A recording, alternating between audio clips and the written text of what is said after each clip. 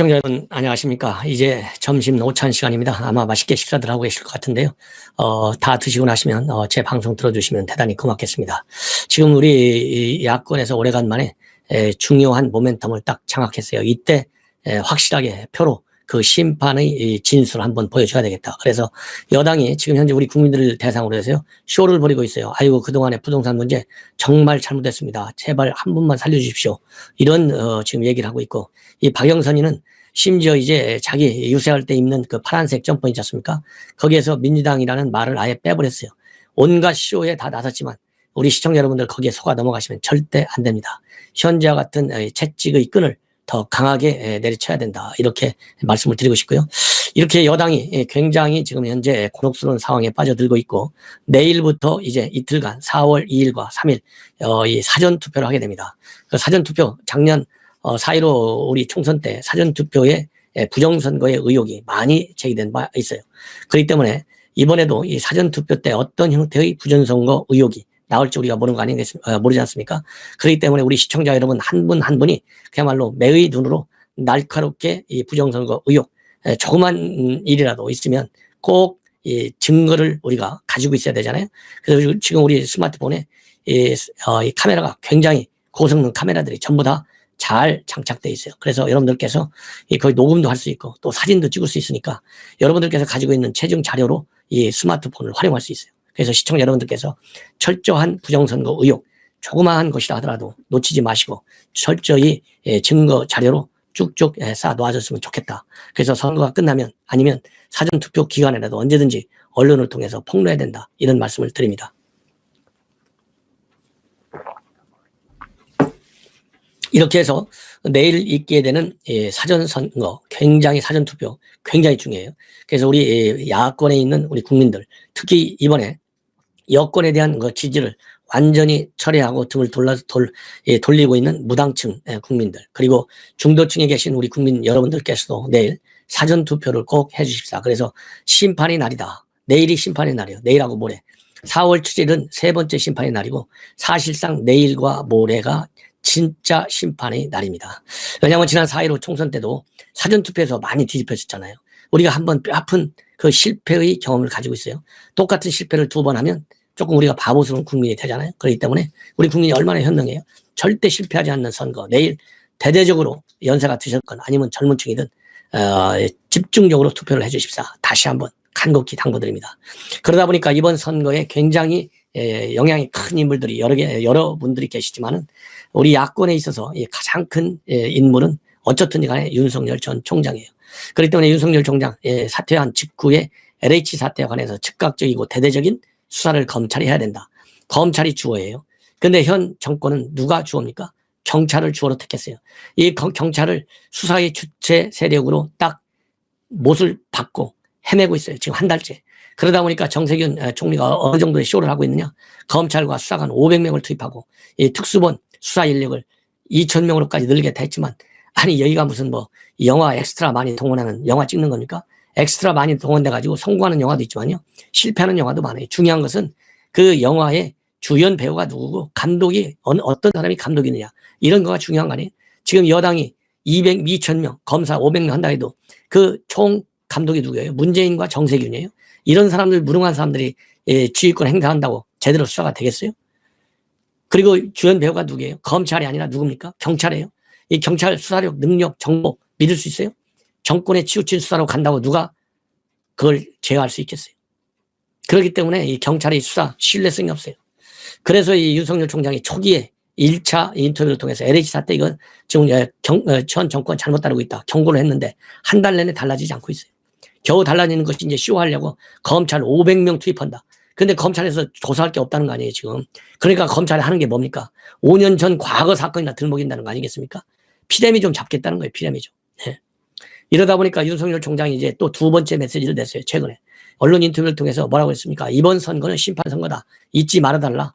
이번 선거는 성추행 사건으로 인해서 이루어지는 선거다. 이거를 조선일보와의 인터뷰를 통해서 아주 직격탄을 날린 거예요. 직격탄을. 뭐라고 했느냐? 이번 선거는 선거야말로 상식과 정의를 되찾는 반격의 출발점이다. 여러분들이 느끼는 이런 이성적 판단, 그리고 감석전 이 투표의 성격을 그대로 윤석열 총장도 공유하고 있는 거예요. 그러면서 권력을 악용한 성범죄 때문에 대한민국 제1, 2도시에서 막대한 세금을 들여서 선거를 다시 치르게 됐는데 얼마나 불행한 일이냐. 예. 불행하잖아요. 얼마가 들어요? 820억이 들어요. 820억.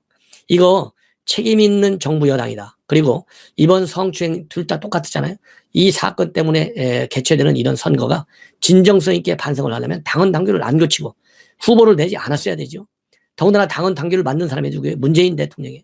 그럼 문재인 대통령이 나서서 그거 내가 만드는 건데 그 민주당의 도덕적 정당성이 출발점이야. 고치지 마. 우리 국민들이 그거 고친다고 뭐 이해해 줄 것 같아? 더 비판받아. 놔둬. 이렇게 한마디 했어야죠. 문재인 대통령 어디로 숨었는지 꽁꽁 숨고 단 한마디도 안 하고 있잖아요. 지금까지도. 예. 성추행 사건과 관련해서 하나만 한 사과 한마디밖에 더 했어요. 그러면서 윤석열 총장이 뭐라고 하고 있느냐. 그럼에도 불구하고 선거 과정에서 다양한 방식의 2차 가해까지 계속되고 있다. 이 얘기는 뭡니까? 성추행 피해자가 오직해야 기자회견까지 가졌잖아요. 기자회견 가진 게 뭡니까? 이거 왜 선거가 이루어지는지 우리 시민들이 잊어가고 있다. 잊혀지고 있다. 이러다가 민주당이 당선이 되면 내가 서울시에 들어가겠느냐. 나는 공무원인데 못 들어갈 것 같다. 불안하다. 제발 2차 가해 좀 멈춰달라. 이렇게 해서 심판론을 성추행 피해자까지도 주장하고 있어요. 부산에서는 마찬가지예요. 부산에서는 성추행 피해자 오거든. 성추행 피해자를 변호하는 변호인이 말하자면 오거든 김영춘 선대위 위원장까지 한 이 뻔뻔스러운 정권이에요. 그리고 비판 여론이 도니까 그나마 슬그머니 사퇴해요. 박영선이하고 똑같아요. 이게 민주당의 본질이에요. 현 민주당의. 예. 이런 걸 보고 윤석열 총장도 잘못을 바로잡을 생각이 전혀 없는 것이다. 시민들의 투표가 상식과 정의를 되찾는 반격의 출발점이 될 것이다. 투표하면 바뀐다.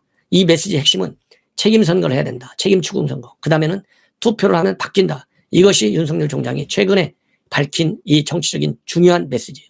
그러면 오늘은 또 어떤 메시지를 지금 내놨느냐. 굉장히 중요합니다. 본인이 직접 내일 사전 투표를 하겠다. 이렇게 밝혔어요. 몇 시경에 하는 시간까지 나왔어요. 시간까지. 11시에서 11시 반 사이에 투표하러 간다. 어디에? 서대문구 남가자동에 간다 이거예요. 서대문구 남가자동에 아버지하고 같이 투표를 한다는 겁니다. 그러면 아버지하고 같이 투표한다는 거. 그 다음에 시간을까지 적시한 거. 이 얘기는 결국 뭡니까? 지금 현재 윤석열 총장이 정치적인 메시지를 다양한 형태로 냅니다. 윤석열 총장의 아버지 윤기중 연세대 명예교수가 김영석 교수와의 예방을 주선해 준 분이에요. 아주 절친해요. 그리고 윤기중 교수는 김종인 비대위원장하고도 아주 친해요. 그리고 최근에 윤석열 총장은 이종찬 국정원장을 만들었어요. 이종찬 국정원장은 김영석 교수하고는 하늘과 땅 사이의 차이가 있어요. 그는 우열의 경험에 어느 게 좋다 나쁘다의 차이가 아니라 이 김영석 교수는 순수 교수잖아요. 한 번도 외도를 안 했어요. 근데 이종찬 원장은 국정원에 저도 뭐 직접 분으로 모시고 일을 했으니까 잘 알죠. 국정원에서 뼈를 담고 일하신 분이에요. 그런 분이 그야말로 정치 일선에 창당 다급까지 하고 대선까지 출마하려고 했다가 실패하시고 국회의원을 4번씩 한 사람이에요. 그러니까 정치를 그야말로 이론과 실제를 다 경험한 사람이에요. 결국 이런 이종찬 원장을 통해서 배운 게 뭐겠어요? 들은 얘기가 뭐겠습니까? 정치는 이렇게 시작하는 거야. 이거 아니겠어요? 그래서 지금 현재 윤석열 총장의 정치의 시작이 이미 지난번에 조선일보를 통해서 밝힌 이번 선거는 심판선거가 된다. 이 메시지를 내놓고 심판을 본인이 하러 직접 간다. 이렇게 대충 가가지고 현장에서 언론을 통해서 지금 윤석열 총장이 투표했습니다. 이런 보도 차원이 아니라 이렇게 대대적으로 내가 사전투표한다는 메시지를 날려가지고 결국은 우리 야권에 계신 우리 국민 여러분들 그리고 무당층과 중도층에서 등을 돌리신 우리 유권자 여러분들한테 나도 사전투표를 통해서 심판하러 가니 우리 시민 여러분들께서도 심판을 가라. 그래서 이미 야권에서도 사전투표를 독려하고 있고요. 여권도 독려하고 있는데 아마도 오늘 제 방송을 들으시는 우리 유권자 여러분들 그리고 시민 여러분들께서 윤석열 총장이 내일 간다. 이 메시지만큼 더 충격적 효과가 있는 메시지는 드물 것이다. 작년에는 사전투표를 안 하고 본투표만 했어요. 그래서 이 본인의 아버지 살고 있는 그 남가자동 투표소에서 투표를 한다. 작년에는 본선 투표에서 했잖아요. 그래서 서울 시민으로서의 당연한 권리를 행사하는 것이다. 이렇게 밝히고 있습니다. 자, 이 얘기는 일부에서는 김종인 비대위원장이 야권 사전투표를 독려하니까 여기에 발맞추는 것이 아니냐 이렇게 해석하는데요. 제가 보기에는 이것은 소극적 해석이다. 이러한 윤석열 총장의 사전투표 입장 발표는 결국은 적극적이고 강력하고 주도적이고 공세적인 메시지다. 단순하게 김종인 비대위원장이 투표를 하니까 투표를 간다. 지금 윤석열 총장이 그럴 형편입니까? 아니잖아요. 이거는 제가 보기에 김종인 비대위원장한테 충성맹세한 사람들의 소극적 평가인 것 같아요. 보다 적극적인 의미 부여가 굉장히 중요하다. 그래서 참고적으로 말이죠. 동아일보에서 창간 101주년을 계기로 해서 특집 여론조사를 했어요. 이거를 비롯한 몇 가지 중요한 지표를 여러분들께 설명해 드리겠습니다. 그래야만이 이 지표를 보셔야만이 여러분들께서 내일 윤석열 총장의 사전투표가 이러이러한 민심의 흐름에 긍정적인 측면, 야권의 긍정적인 측면에서의 시너지 효과를 내게 하는 메시지가 되겠다. 이런 확신을 가지게 될 것 같아요. 그래서 우선 대통령 문재인 긍부정 평가율은 36.3대 57.4, 부정이 20%나 높아요. 부정이. 그리고 윤석열 총장의 지지율은 31.2대 이재명은 25.7, 6%나 높아요. 그 다음에 정당 지지율에서 국민의힘은 32.6, 민주당은 31.8이에요. 이렇게 해서 지금 현재 국민의힘이 앞서고 있어요. 그 다음에 정권 심판론이다. 이것이 53.3, 아니야 견제 29.8, 더블 스코어로 심판론이 앞서고 있어요. 그 다음에 오세훈 후보와 박영선 후보, 오세훈 후보가 52.3에 박영선 30.3이에요. 중도층이 압도적으로 지금 윤석열 쪽으로 돌아섰어요. 그리고 이번 정의당의 경우에도 상당히 지금 오세훈 후보 쪽으로 돌고 있고요. 그리고 이번에 재난지원금 준다고 대통령이 노래 부르고 있잖아요. 이거 선거에 별로 영향 없어. 이것이 52.3%예요. 그래서 이번 선거는 제가 누차 말씀드렸잖아요. 바람 선거가 상당히 합리적 투표권 행사의 이성적 투표로 간다. 단순한 바람 이상의 이제 우리 국민들의 투표의식이요.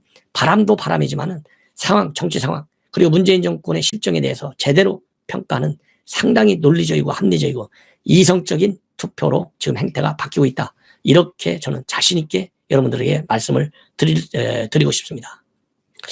그리고 이제 부산에서도 마찬가지입니다. 박형준, 김영춘 51대 32로 높아요. 그래서 진보층 상당수가 부동층으로 또는 이 오세훈 후보 지지층으로 넘어가고 있고, 이 중도층의 쏠림이 가속화되고 있어서 여야 간의 격차가 더 벌어지고 있다. 그래서 여당 측에서는 2%포인트의 승부를 지금 목표로 해서 사전투표를 굉장히 강조하고 있고요. 그 다음에 이때 또 지금 현재 이해찬 대표가 나타났어요. 이해찬 대표가 나타나가지고 지금 뭐라고 그러냐. 이번 선거 할만하다. 이번 선거 할만하다. 그래서 사실상 이번 선거와 관련해서 이해찬 전 대표의 발언은 굉장히 충격적이에요. 뭐라고 되어 있느냐. 최근에 그랬잖아요. 그거 우리가 여론조사 많이 해봐서 아는데 여론조사 전부 가짜야. 3분의 2가. 우리가 이길 수 있어. 내가 나와보니까 우리가 이길 수 있는 자신이 생겨. 이런 평가를 내놨잖아요. 이런 평가를 내놓은 사람이 바로 이해찬이에요. 근데 이해찬 대표가 이런 평가하고 조금 다른 평가를 지금 내놓고 있어요. 뭐라고 하고 있느냐. 최근 한 자릿수 이내로 좁아지는 경향이 있다. 최근에 윤건현이가 이 투표 이 지지율 내부 자료를 공개해서 선거법 위반으로 지금 고발돼 있잖아요. 지금 선관위에서 조사하고 있잖아요. 그런데 오늘 아침에 김어준 뉴스공장, 그러니까 여당은요, 김어준 뉴스공장이 없으면 아무것도 제가 보기에 못하는 것 같아요. 김어준 뉴스공장이 나타나가지고 지금부터 각자 지지 세력이 결집할 때이고 투표 일선에서 투표 권유를 하는 분위기가 상당히 있다. 그래서 역전을 확신할 수는 없다. 이렇게 싹 꼬리를 내렸어요. 지난번에는 내가 나와서 보니까 이길 수 있다 되냐. 근데 지금은 역전을 확신할 수 없다는 얘기는 뭐예요? 밀리고 있다는 얘기잖아요. 그러면서 사전투표를 지금 종용하고 있어요. 이 사전투표에 얼마나 많이 또 어떤 사람이 나오느냐. 본 투표율이 공휴일이 아니기 때문에 직장인들이 사전투표를 얼마나 하느냐가 중요하다. 여기서 직장인은 젊은 사람들이잖아요. 20, 30, 40. 그러면서 연령대가 강한 지지층인 40대, 50대 중반까지. 이런 분들이 많이 나와야 되겠다. 이런 얘기를 하고 있어요. 그러면서 또 상당히 충격적인 게 오세훈 후보가 이해상충한 것이 아니다. 다른 사람의 재산 피해를 준 것도 아니고 투기도 아니다. 그래서 지금 여당이 집중적으로 공격하고 있는 게 오세훈 후보가 투기했다는 거 아니에요? 정반대의 생각으로 제대로 이해찬 대표는 오세훈 후보의 내구동 땅 이 의혹에 관해서 제대로 평가하고 있는 것 같아요. 그래서 그리고 또 이번 선거에서 지면 대선도 힘들어진다. 이런 평가가 주를 이루고 있는데요. 그건 아니야. 예. 훨씬 더 순탄하게 갈 수 있는 걸 갖다가 약간 장애물이 생겼다고만 보면 된다. 말하자면 비포장 정도로 간다고 보면 되는 것이다. 그러면서 대선 후보라는 게 갑자기 하늘에서 떨어지는 게 아니다. 쭉 성장해서 올라오는 건데 지금 국민의힘 중에서는 대선 후보감이라고 볼 만한 사람이 눈에 안 띈다. 이렇게 해서 지금 윤석열 총장에 대한 그 대대적인 지지율의 상승, 이거에 관해서 이낙연, 이해찬 대표가 폄하하는 이런 발언을 하고 있는 거예요. 이걸 보면 이해찬 대표에 대해서 여러 가지 그동안의 건강이라든가 이런 것에 루머가 많았는데 이해찬 대표 건강 상태, 정신 건강에 좀 이상이 있는 것이 아니냐 이런 생각까지 듭니다. 그리고 이 문화일보에 게재된 김영준 명예대 명지대 정치학과 교수죠. 언론에 많이 출연하시는 분인데 한국선거학회 회장을 지금 맡고 있어요. 그런데 이분의 얘기를 보면 정권 지지도를 보면 1단계, 2단계, 3단계가 있다고 합니다. 그런데 현 단계는 2.5단계다. 왜냐하면 대통령의 지지율이 60%를 넘고 있고 그대로 긍정평가율이 35%밖에 되지 않고 그 다음에 중동층과 무당층의 이반 현상이 굉장히 심해서 이제는 문재인 정권이 무능하고 위선적이고 교만하고 폭정에 계속되고 있다. 이런 거를 우리 국민들이 다 알아가지고 국민의 분노와 저항 심리가 농축되면서 비호감 확산의 기폭제가 되고 있다는 거예요. 그래서 이제는 네임덕은 이미 다 들어와 있는 거고 네임덕이 아니고 이대로 가면 데드덕, 즉 뇌사 상태에 빠질 가능성이 상당히 크다. 이렇게 전망을 하고 있어요.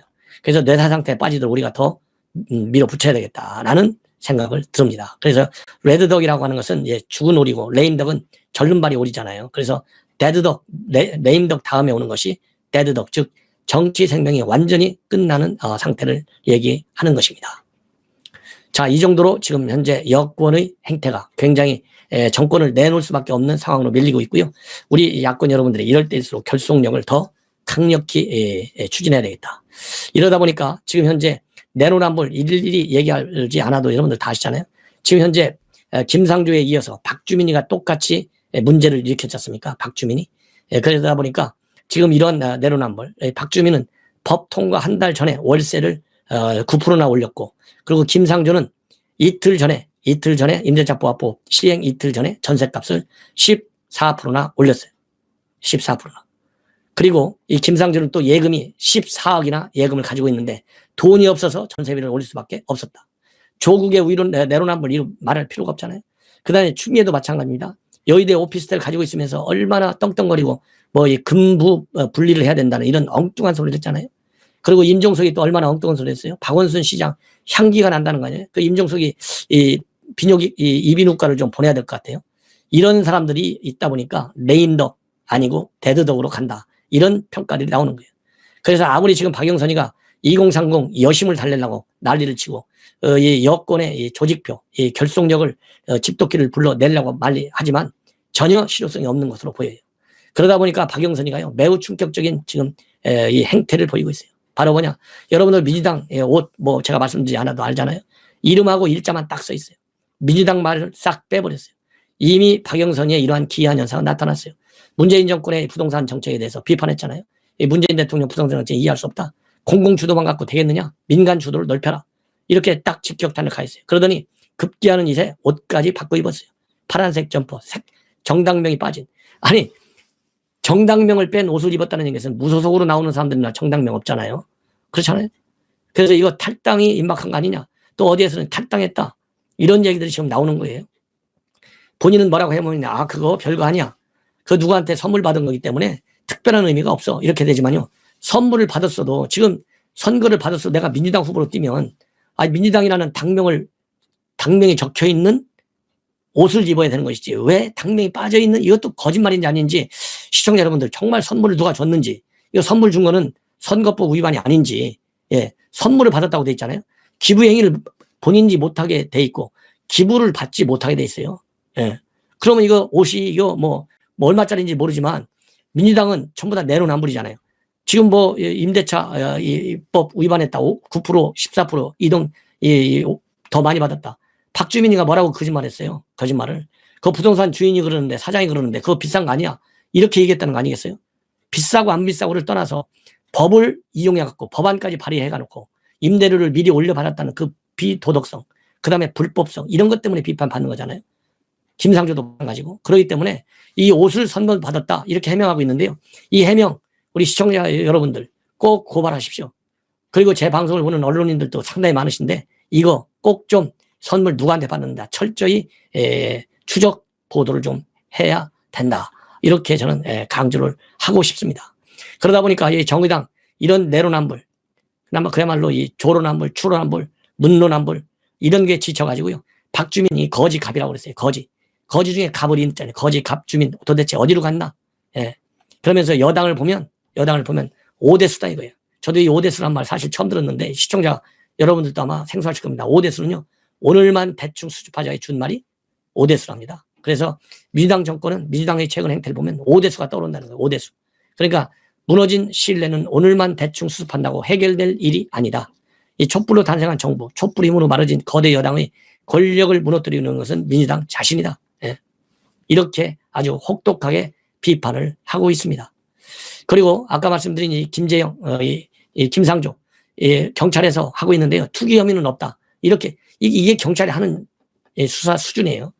투기 혐의는 없기 때문에 반부패 혐의, 반부패부로 넘기겠고 투기 통계는 잡지 않겠다. 이렇게 얘기하고 있어요.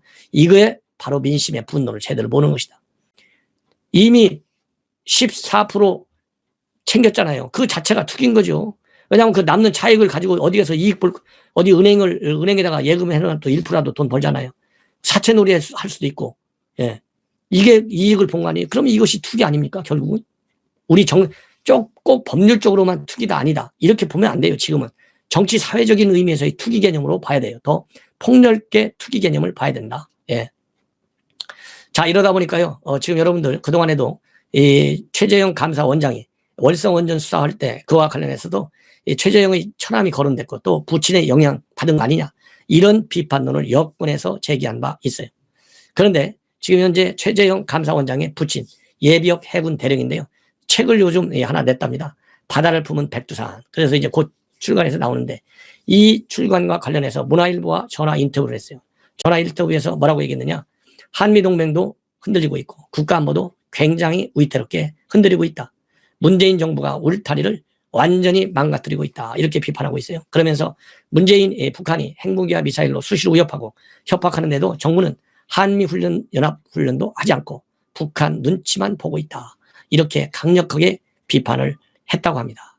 그런데 이미 이 최재형 감사원장의 아버지 최영섭 전 해군 대령, 이분은요, 이미 작년 열렸던 6.25 행사, 그때 뭐 이 탁현민이 말하자면 기획해가지고 뭐 전자 비물 쏘고 난리를 났잖아요. 그래서 이게 어떻게 된 거야? 했냐? 그렇게 이제 문제가 많이 됐지 않습니까? 그랬더니 유해를 싣고 온 비행기하고 그날 행사장에 있던 비행기도 다른 비행기예요.